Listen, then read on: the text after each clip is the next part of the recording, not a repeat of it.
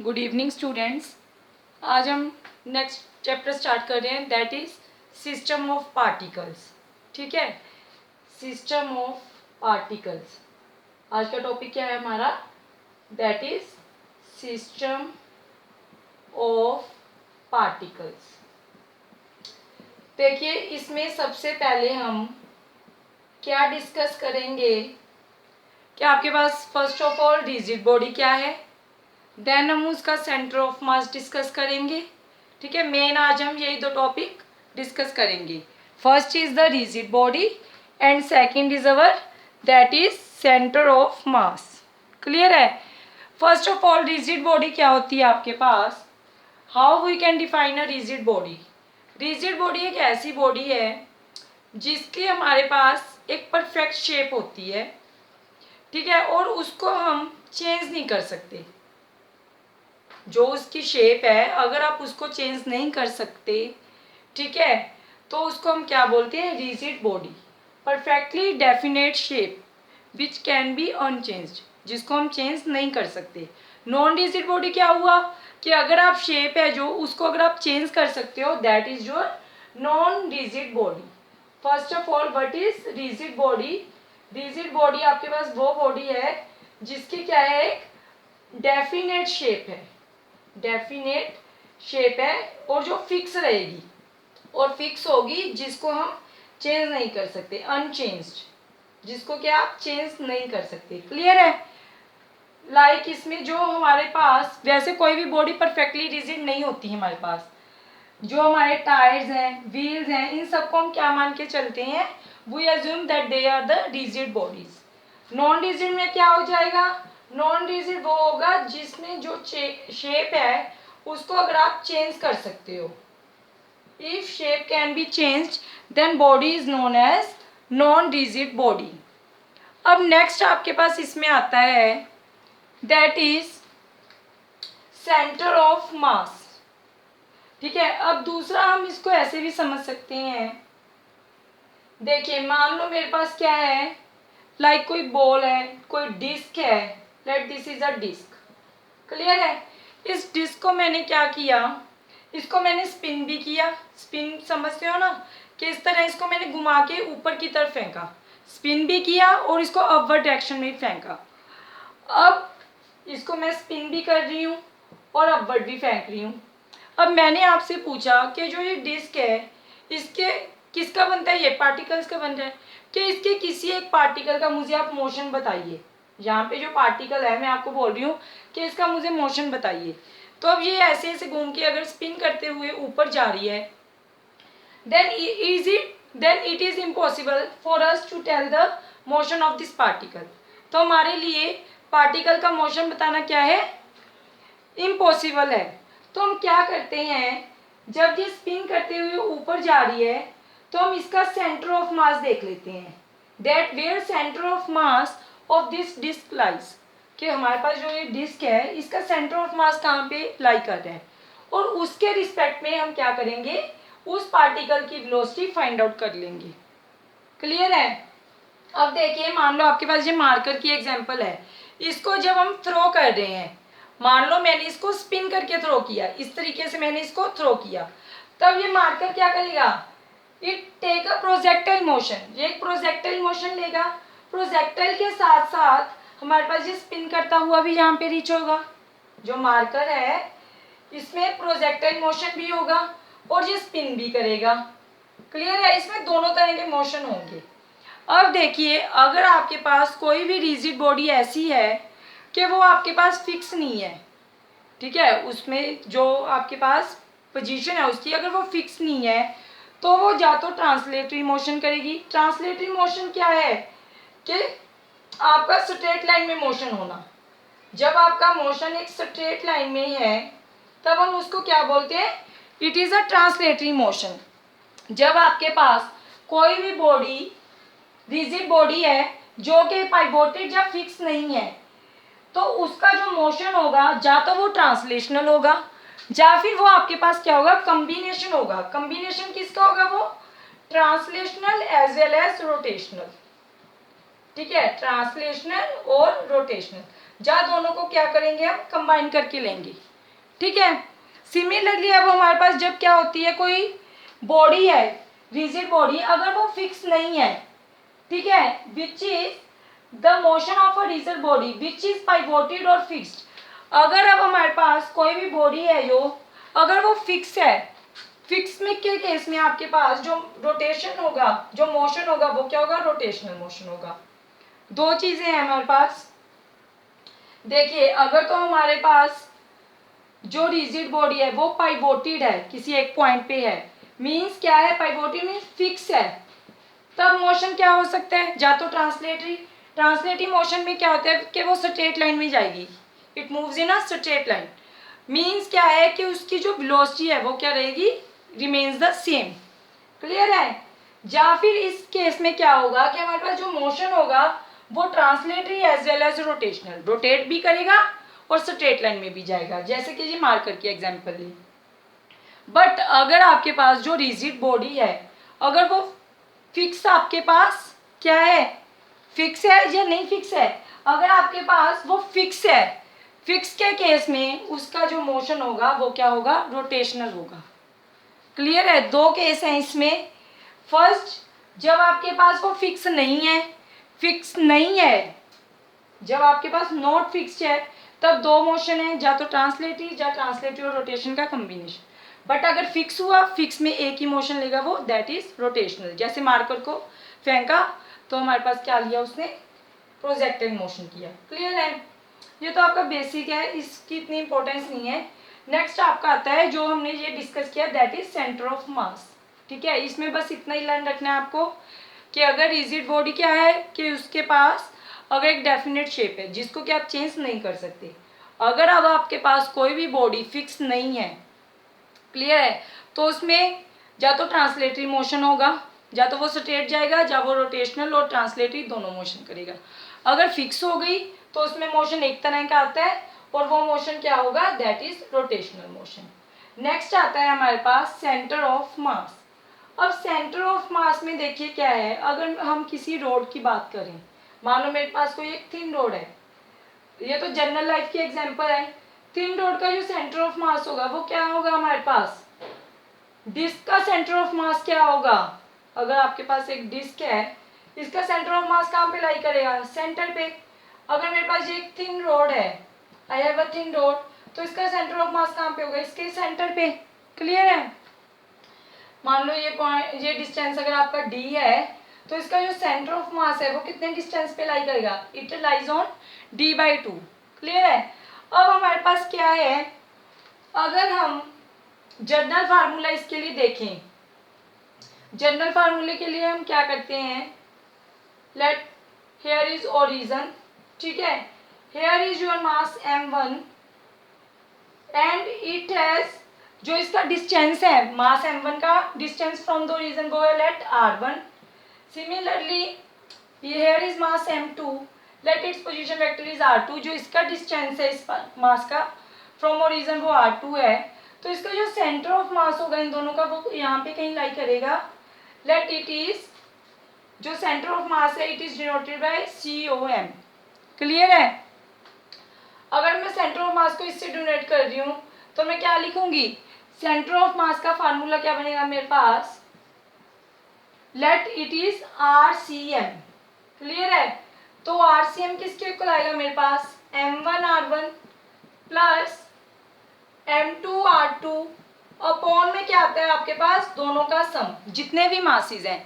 ये तो मैंने दो के लिए आपको एग्जांपल दी है कि अगर मेरे पास दो मास लाई कर रहे हैं तो उनके लिए जो जनरल फार्मूला बनता है दैट इज जो मास है आपका और उसका डिस्टेंस कितना है ओरिजिन से, अगेन दूसरा मास उसका डिस्टेंस कितना है ओरिजिन से, अपॉन में दोनों मासेस का सम।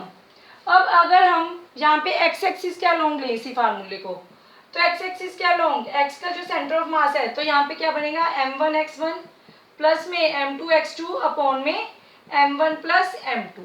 सिमिलरली अगर y के लिए लेना हो तो m1y1 m2y2 अपॉन में m1 प्लस m2। अगर आपके पास z एक्सिस है उसके लिए लोगे तो m1z1 m2z2 अपॉन में m1 plus m2। This is your center of mass. How you can calculate the center of mass. Next हमारे पास इसी में आता है, दैट इज सेंटर ऑफ मास के बाद आपके पास आ रहा है, अगर हम इसको जनरलाइज कर दें इस फार्मूले को, अगर पहला केस तो हम ये मान के चल रहे हैं कि अगर हमारे पास जो मास है वो अगर m के इक्वल है, तो हमारे पास फार्मूला क्या बनेगा, लाइक अगर x के लिए हम लिखें तो ये बन जाएगा m1 की जगह पे m आ जाएगा, mx1 प्लस mx2 अपॉन में m plus m which is equal to m common आ गया, x1 प्लस x2 अपॉन में क्या आ जाएगा 2m, m से m कैंसल, तो आपके पास जो फार्मूला आ गया that is x1 plus x2 upon 2, mean जो उन दोनों का डिस्टेंस है अपॉन में आपके पास क्या आ जाता है 2। अब अगर हम बात करें कि अगर हमें एक जनरल फार्मूला लिखना है, ये तो हमारे पास दो पार्टिकल्स है, अगर मैं अज्यूम करके चल रही हूँ कि मेरे पास n पार्टिकल्स हैं, n पार्टिकल्स के लिए हमारे पास क्या बन जाएगा formula, for n particles, n particles के लिए फार्मूला क्या आएगा आपके पास, फॉर n पार्टिकल्स,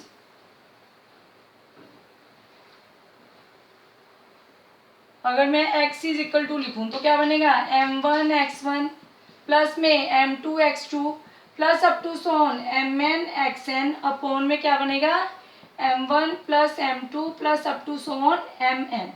सिमिलरली अगर मैं y एक्सिस के लिए लिखूंगी तो क्या बनेगा m1 y1 m2 y1 up to सोन, और इसको आप क्या लिख सकते हो इसी फार्मूले को, आप ये भी लिख सकते हो summation of mi xi upon में summation of mi, where i क्या है आपके पास, it is equal to 1 to n, i की वैल्यू क्या जा रही है 1 to n, ठीक है। और जो हमारे पास सिमेशन ऑफ mi है ये क्या है, अब हमारे पास total mass of the system, system में जितने भी पार्टिकल्स हैं उन सबको एडअप करके हमारे पास क्या बन जाएगा, that is total mass of the system, that इसको हमने डोनेट किया कैपिटल M से, तो हमारे पास x इज इक्वल टू क्या बन जाएगा सिमेशन ऑफ mi xi अपॉन में कैपिटल M।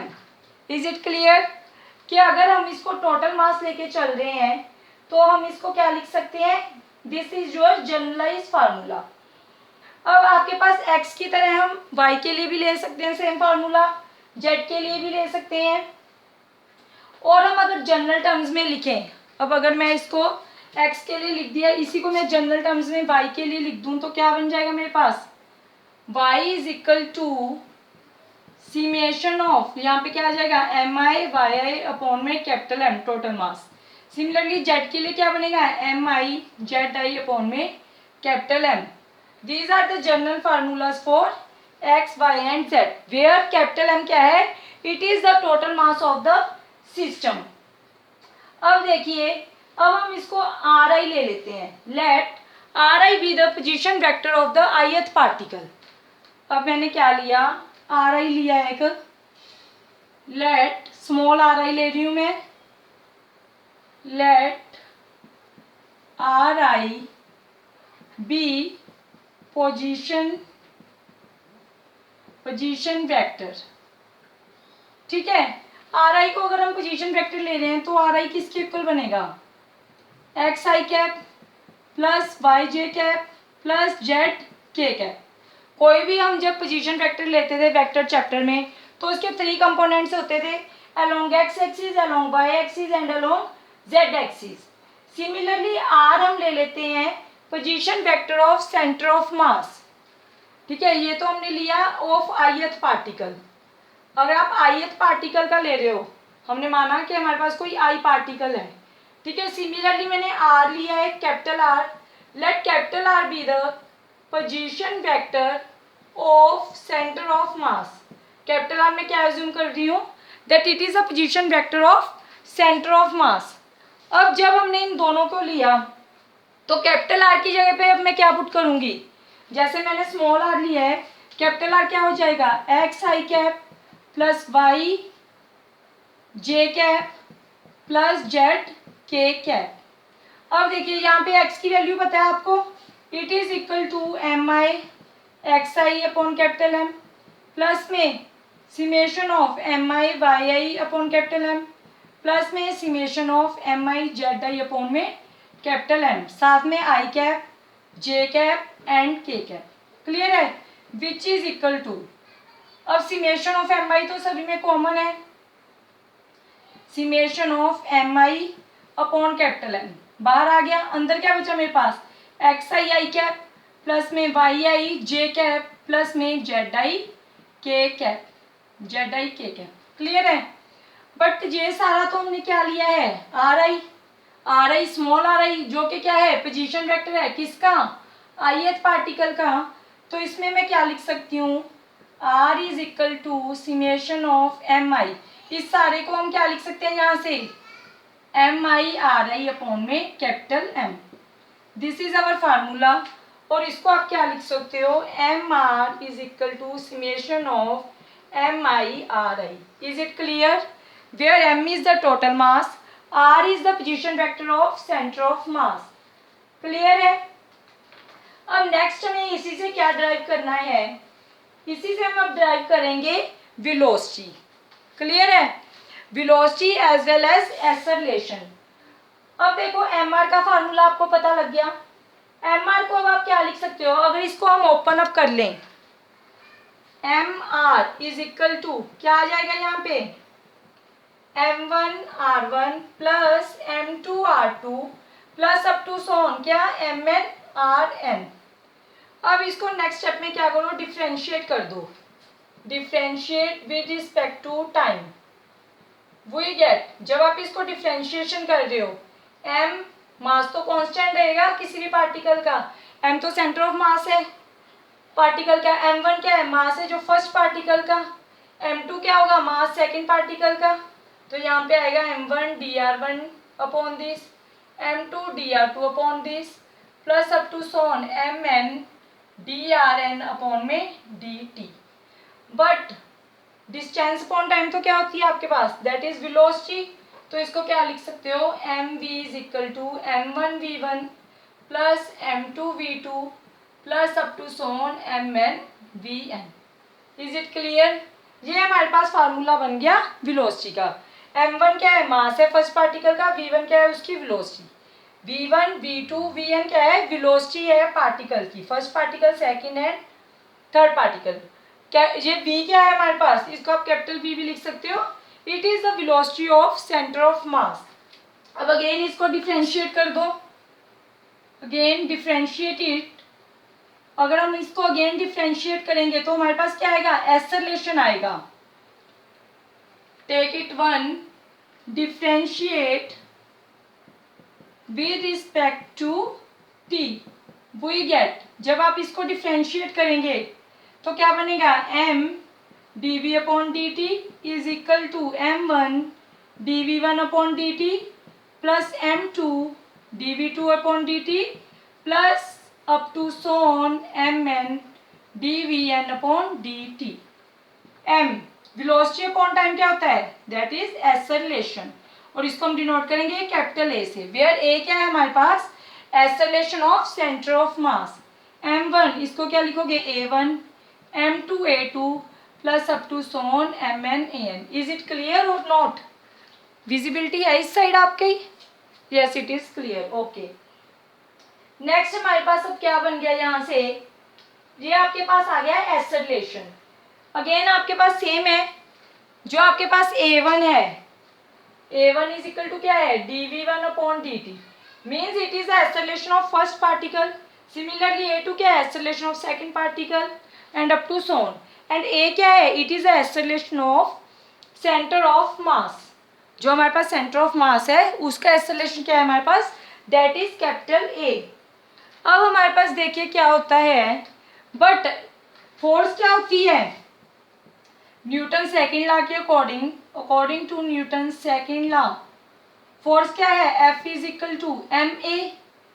अगर फोर्स ma के इक्वल है तो यहाँ पे आप क्या लिख सकते हो, F is equal to F1 plus F2 plus up to so on that is Fn।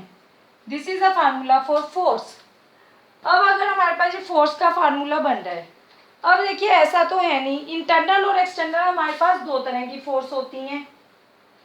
अगर आपके पास दो तरह की फोर्स हैं उसमें से जो इंटरनल फोर्स अप्लाई होगी, इंटरनल फोर्स का जो कंट्रीब्यूशन है इस केस में वो 0 होगा। क्यों? F1 है जो, वो F1 क्या है? फोर्स ऑन फर्स्ट पार्टिकल है।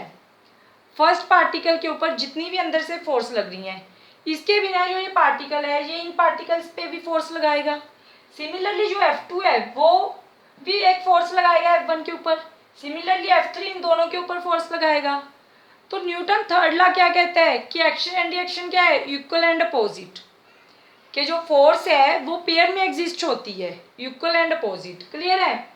तो इसका मीन क्या हुआ कि हमारे पास जो इंटरनल फोर्सेस हैं उनका जो कंट्रीब्यूशन है हेयर दैट बिकम्स 0।